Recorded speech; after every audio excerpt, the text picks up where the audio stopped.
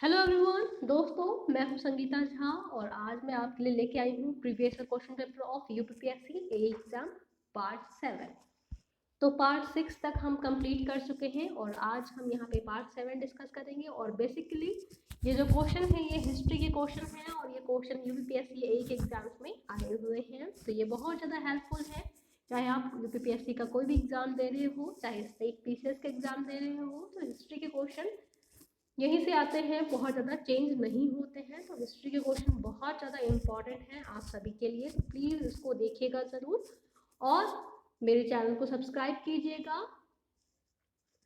तो दोस्तों, study home में आप सभी का स्वागत कर रही हूँ मैं। चलिए स्टार्ट करते हैं अपना पहला क्वेश्चन।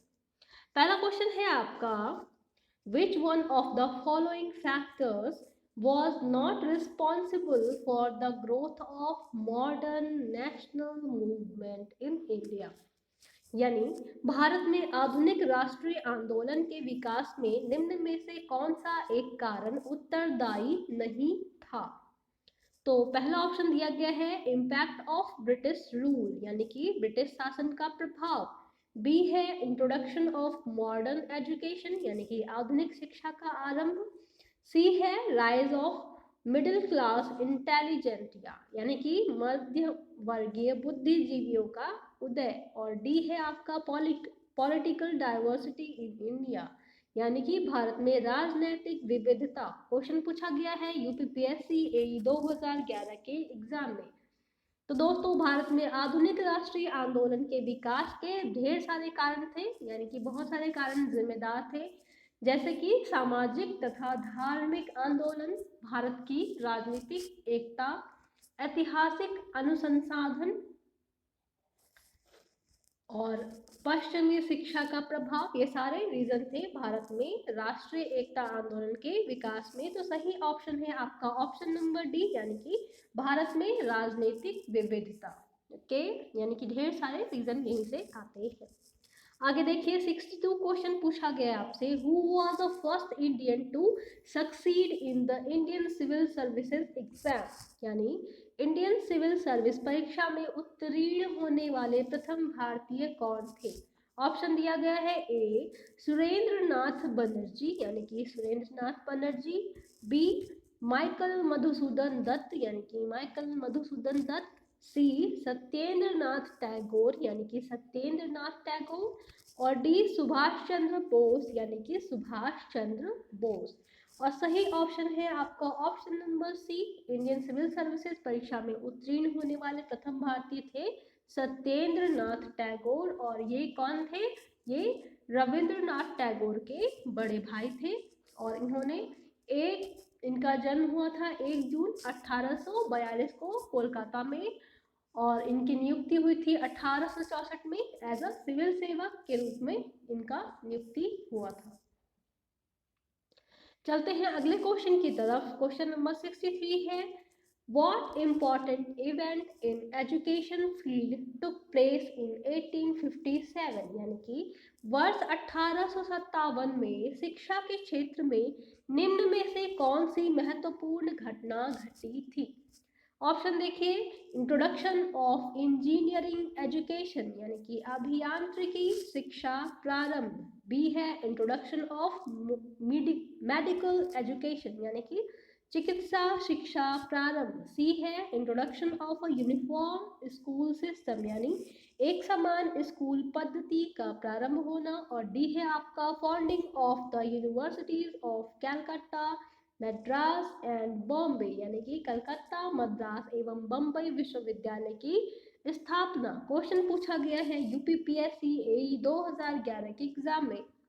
तो दोस्तों, वर्ष 1857 में शिक्षा के क्षेत्र में जो महत्वपूर्ण घटनाएं घटी थी वो थी कलकत्ता यूनिवर्सिटी, मद्रास यूनिवर्सिटी और बम्बई यूनिवर्सिटी, इन तीनों की स्थापना होना। ठीक है, इनमें से जो आपका कलकत्ता यूनिवर्सिटी है वो भारत में सबसे पुराने विश्वविद्यालयों में से एक है और इसकी स्थापना हुई थी 24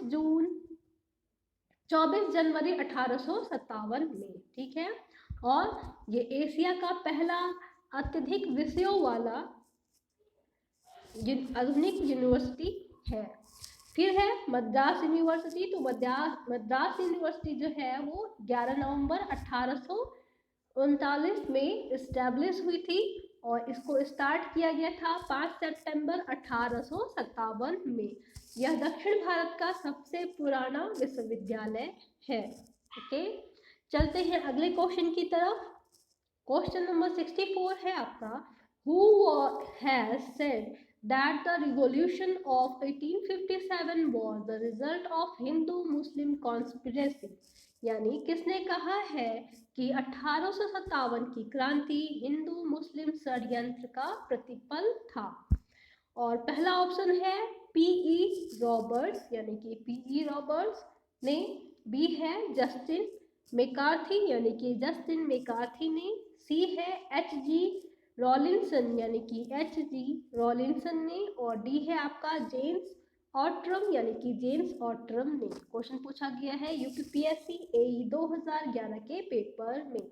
तो सही आंसर होगा आपका कि जिन्होंने कहा है कि 1857 की क्रांति हिंदू मुस्लिम षड्यंत्र का प्रतिफल था, वो थे आपके जेम्स ऑट्रम। ठीक है, इन्होंने ही कहा था कि 1857 की जो क्रांति थी वो हिंदू मुस्लिम के बीच में कॉन्स्पिरेसी की वजह से हुआ था। और जो आपका 1857 की जो क्रांति थी इसकी शुरुआत हुई थी 10 मई 1857 में मेरठ में प्रारंभ किया गया था और इसीलिए मेरठ को हम बोलते हैं क्रांति की नगरी। ठीक है, ये क्रांति की नगरी के नाम से फेमस है। अगला क्वेश्चन है आपका 65 जो पूछा गया है, about the events of 1857 who said it was far more than a mutiny yet much less than a first war of independence। यानी 1857 की घटना के बारे में यह किसने कहा था, यह सैनिक विद्रोह से बहुत बड़ा था किंतु एक प्रथम स्वतंत्रता संग्राम से बहुत कम। ऑप्शन दिया गया है लॉर्ड कैनिंग, यानी कि लॉर्ड कैनिंग ने। बी जॉन लॉरेंस, यानी कि जॉन लॉरेंस ने। सी स्टेनली वॉलपर्ट, यानी कि स्टेनली वॉलपर्ट ने। And the none of the above, यानी कि उपरोक्त में से कोई नहीं। क्वेश्चन पूछा गया है यूपीपीएससी एई 2013 के एग्जाम में। तो 1857 की जो घटना थी इसके बारे में ये जो बोला गया है, ये बोला है इनमें से किसी ने नहीं, क्योंकि ये बोला है एस.एन. सेन ने। ठीक है, एस.एन. सेन ने क्या कहा था कि 1857 की जो घटना है वो घटना कैसी है, यह सैनिक विद्रोह से बहुत बड़ा था किंतु एक प्रथम स्वतंत्रता संग्राम से बहुत कम। ठीक है, और 1857 के विद्रोह पर ही उन्होंने लिखने हेतु एस.एन. सेन को सरकारी इतिहासकार नियुक्त किया गया था और इस 1857 के विद्रोह के बारे में उन्होंने अपनी पुस्तक में लिखा है।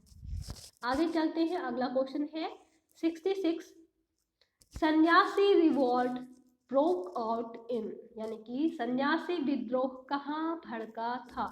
ऑप्शन ए है अवध में। बी बंगाल में। सी हरियाणा में। और डी पंजाब, यानी कि पंजाब में। क्वेश्चन पूछा गया है यूपीपीएससी एई 2008 के एग्जाम में। तो दोस्तों बंगाल जो है ये आपका सही आंसर है। सन्यासी विद्रोह बंगाल से स्टार्ट हुआ था, बंगाल में ये भड़का था। ठीक है, और इसका उल्लेख जो है वो बंकिम चंद्र चट्टोपाध्याय की जो पुस्तक है, जो उनकी उपन्यास है, उसमें आनंद भट्ट में इसको लिखा गया है, इसका वर्णन वहीं पे किया गया है। तो अंग्रेजों ने क्या किया था, इस उपन्यास पर अंग्रेजों ने प्रतिबंध लगा दिया था कि इस बुक को कोई ना पढ़े। ठीक है, और ये जो बुक है वो 1882 में प्रकाशित हुआ था।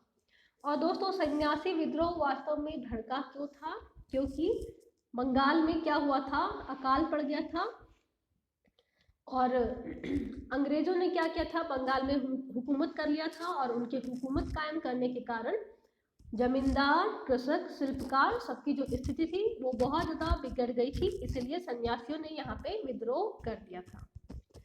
क्वेश्चन नंबर 67 है आपका, Raja Ram Mohan Roy died in England in the year, यानी कि इंग्लैंड में राजा राम मोहन राय की मृत्यु किस वर्ष हुई। ए 1830 AD यानी कि 1830 ईस्वी में, बी 1832 AD यानी कि 1832 ईस्वी में, और सी है आपका 1833 AD यानी कि 1833 ईस्वी में, और डी है आपका 1835 AD यानी कि 1835 AD में। ओके, तो सही ऑप्शन है आपका यूपीपीएससी एई 2013 के एग्जाम में ये क्वेश्चन पूछा गया है। तो सही ऑप्शन है आपका ऑप्शन नंबर सी 1833 ईस्वी में इंग्लैंड के ब्रिस्टल शहर में उनकी मौत हुई थी। किसकी? राजा राम मोहन रॉय की। ठीक है, और इनका जन्म कहाँ हुआ था? इनका जन्म 22 मई 1772 को हुगली यानी कि कोलकाता में एक छोटे से गांव में हुआ था, हुगली के। और इनके ही प्रयासों की वजह से 1829 में राजा राम मोहन राय ने क्या किया था? राजा राम मोहन राय ने सती प्रथा पे रोक लगा दी थी। ठीक है, चलिए आगे देखते हैं अगला क्वेश्चन। क्वेश्चन नंबर 68 है आपका, the propounder of filtration theory in India's education policy was, यानी कि भारत की शैक्षणिक नीति में फिल्ट्रेशन थ्योरी यानी कि निस्यंदन सिद्धांत के प्रतिपादक कौन थे? ए है आपका चार्ल्स वुड यानी कि चार्ल्स वुड, बी है जे.एस. मिली यानी कि जे.एस. मिल, सी है आपका मैकाले यानी कि मैकाले, एंड डी है आपका कॉर्नवालिस यानी कि लॉर्ड कॉर्नवालिस। और क्वेश्चन पूछा गया है यूपीपीएससी एई 2011 के एग्जाम में। तो दोस्तों, ये जो अधोमुखी निस्यंदन का जो सिद्धांत है, इसका अर्थ क्या होता है? इसका अर्थ होता है शिक्षा पे सिर्फ शिक्षा समाज के उच्च वर्ग को ही दिया जाए, यानी कि सिर्फ उच्च वर्ग वालों को ही प्रशिक्षित किया जाए, उनको ही शिक्षा पे पूरा अधिकार जो है वो सिर्फ उच्च वर्ग वालों को ही दिया जाए, जो लोग अमीर हैं सिर्फ वही पढ़े। और इस नीति को सर्वप्रथम सरकारी नीति के तहत ऑकलैंड में लागू किया गया था। और ये जो नीति है, इस नीति को फिल्ट्रेशन थ्योरी के प्रतिपादक जो थे, यानी कि इस नीति को देने वाले कौन थे? मैकाले थे।